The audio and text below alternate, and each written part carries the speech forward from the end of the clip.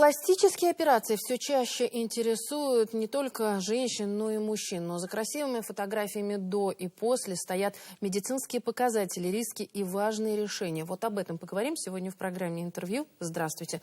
Я представляю гостя в студии. Рустам Махмутов, врач, пластический хирург. Рустам Равилович, здравствуйте. Здравствуйте. Мы сегодня с вами говорим о том, что сейчас очень много людей, достаточно, согласитесь, что статистика увеличивается, очень интересуются пластическими операциями. Как вы думаете, чем это обосновано? Ну, понятно, что люди не всегда нравились себе, да, это всегда было. Но сейчас как будто бы именно пластическая хирургия стала доступнее, ближе. Ну, это связано с тем, что сейчас все-таки, наверное, наступило такое время, так скажем, гедонизма. Все хотят быть здоровыми и красивыми. Просто наступило такое время. Особенно популярны сейчас вот такие операции, как блефаропластика и абдоминопластика. Вот что это за такие вот операции? Они, по-моему, наиболее популярны. Ну да, они наиболее популярные. Блефаропластика – это операция, при которой убирается нависшая кожа или убираются мешки под глазами, как правило. А абдоминопластика – это операция на передней брюшной стенке, при которой убирается лишняя кожа, лишний жир. При необходимости ушиваются мышцы передней брюшной стенки.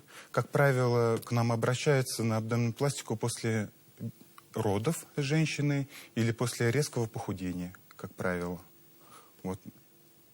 То есть порой эта операция вызвана не только не с целью эстетики, но еще и здоровья, правильно? Есть такие моменты? Конечно, есть. Допустим, если при абдоминопластике выраженный диастаз мышц и при этом какой-то дискомфорт, или, может, даже и боли могут быть, то в этом случае, конечно, есть медицинские показания. То же самое и при блефаропластике. То есть, если нависшая кожа сильно нависает, уже, можно сказать, кожа дошла до рестичного края, как правило, это очень мешает зрению. И после операции, как правило, зрение улучшается. И вот вам медицинское показание пластической операции. Кто, как правило, сейчас обращается именно вот за пластическими операциями? Ну, насчет абдоминопластики я уже сказал. Как правило, или это резкое похудение, или послеродовое, после родов женщины. На блефаропластику, как правило, обращаются и мужчины, и женщины. Как правило, возраст 35+. Вот. Но, опять же, пластическая хирургия, в принципе, возраст здесь можно и не учитывать. Самое главное – это анатомия и показания, как правило. То есть есть и 25-летние люди, молодые, которые обращаются, чтобы провести эту операцию. Это связано с тем, что какие-то врожденные особенности анатомии или какие-нибудь склонности к выраженным отекам и каким-то другим изменениям в области век. Рустам Равилович, а вот насколько велик риск при таком вмешательстве? Ну, любая операция – это риск. Давайте будем честны. Вот. Но, как правило, мы очень тщательно подходим к отбору пациентов. Как правило, мы оцениваем общее состояние, общее здоровье, смотрим на результаты анализов, отправляем к нужным специалистам на консультацию, и только после этого мы берем на операцию.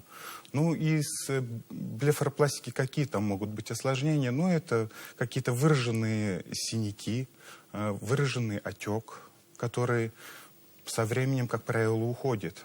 Ну, а при абдоминопластике это, как правило, там может быть расхождение швов или инфицирование, допустим, послеоперационной раны.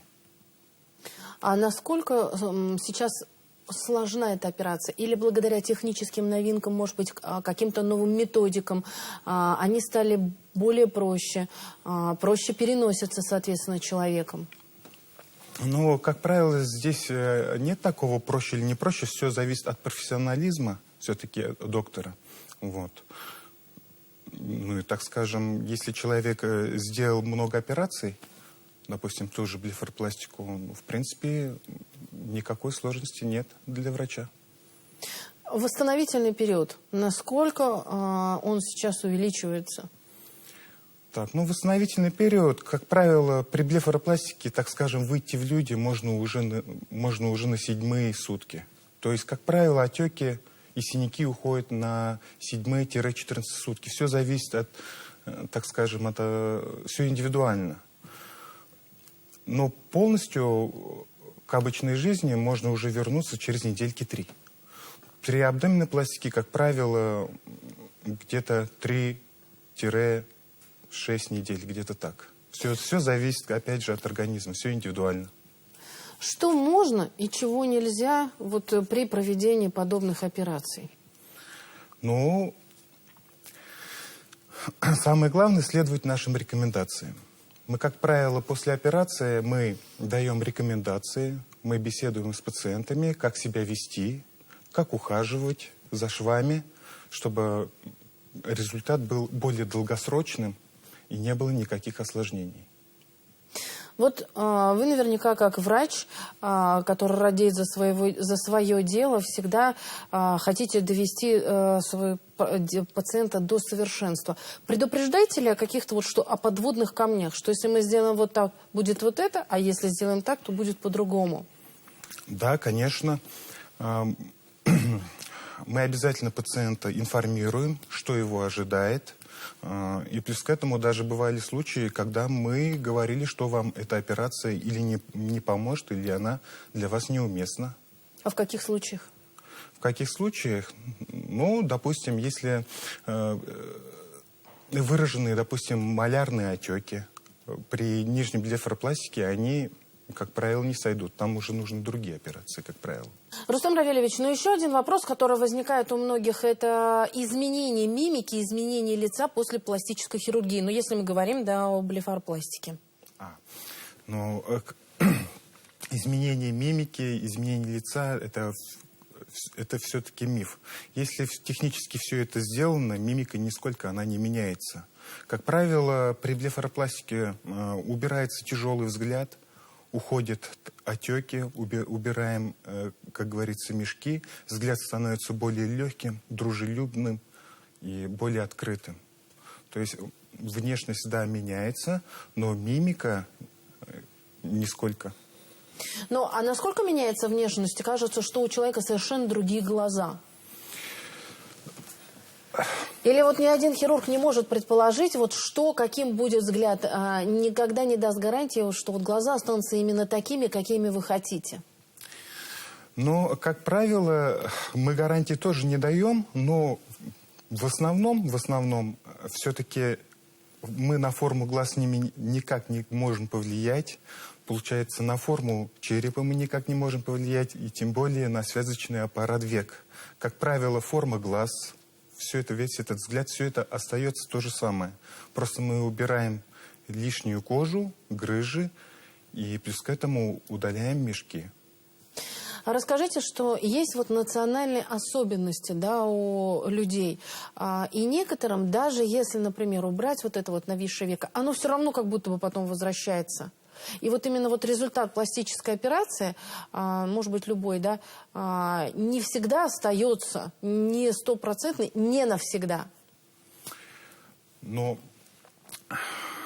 вопрос навсегда тоже есть, немножко в этом, конечно, правда. Ну, все зависит, опять же, образ жизни и как относится к себе вообще человек. Если он будет соблюдать рекомендации, и у него будет здоровый образ жизни, конечно, результат будет более долгосрочным. Это особенно касается абдоменной пластики. Но что же касается блефаропластики, так скажем, возрастные изменения, так скажем, в динамике мы на это не можем никак повлиять. И, как правило, лет через 10-15, а может быть и 20, можно сделать и повторную блефаропластику. Когда пластическая хирургия не решение, а проблема? Мы уже с вами говорили о том, что некоторым пациентам вы говорите о том, что вам это не рекомендуется. То есть вы отговариваете, несмотря на то, что в финансовом плане, да, вам это выгодно. Почему? Во-первых, я смотрю на две вещи. Первое – это общее состояние здоровья. Я перед операцией обязательно изучаю анализы, ознакомливаюсь с ними. Ну и второе, это, конечно, так скажем, готовность, психологическая готовность пациента к операции.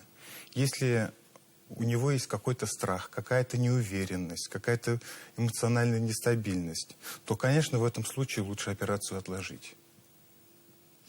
Были такие случаи, когда, допустим, вот сделали операцию, но эффект не понравился?